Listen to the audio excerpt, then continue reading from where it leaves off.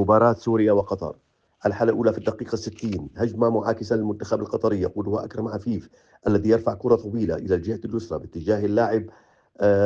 همام الأمين، لاعب رقم 14، الذي حاول السيطرة على الكرة بوجه قدمه اليسرى قريبا من منطقة الجزاء،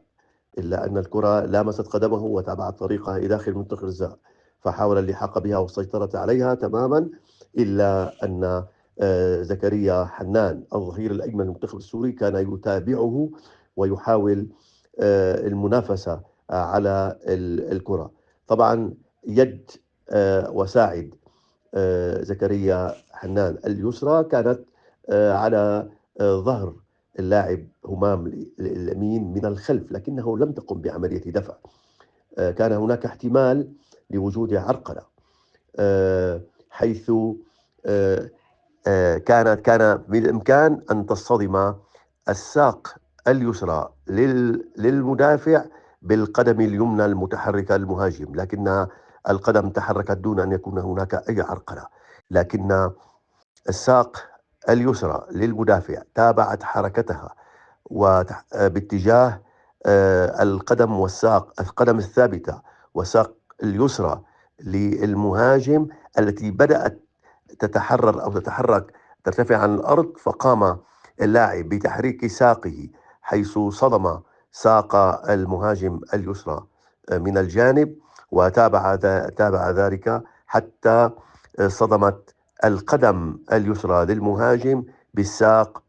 اليسرى للمدافع، مما أدى لاختلال توازن اللاعب وسقوطه داخل منطقة الجزاء. الحكم احتسب ركلة جزاء مباشرة، لكن تقنية الفار استدعت الحكم ليعيد مشاهدة الحالة من جديد. الحكم بعد ذلك عاد ليقرر بإلغاء ركلة الجزاء واستئناف اللعب بالإسقاط لعدم وجود مخالفة.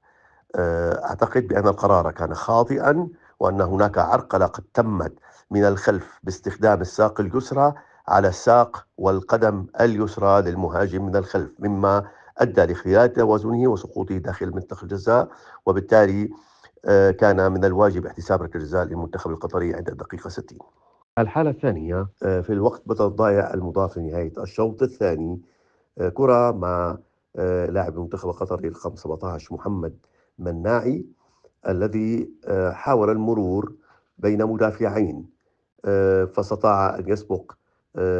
سيمون أمين لاعب المنتخب السوري رقم 8 الذي كان يلحق بالخلف دون ارتكاب أي مخالفة.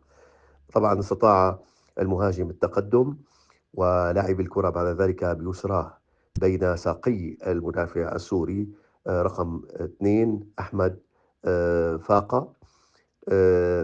وبعد ذلك أحمد فاقة بقي ثابتا في مكانه دون أن يتحرك باتجاه المهاجم، إلا أن المهاجم بعد أن فقد القدرة على السيطرة على الكرة التي كانت بطيئة بعد أن مرت بين ساقي المدافع، قام بمحاولة واضحة بسحب قدمه اليسرى، قدمه وساقه اليسرى في الهواء، ومن ثم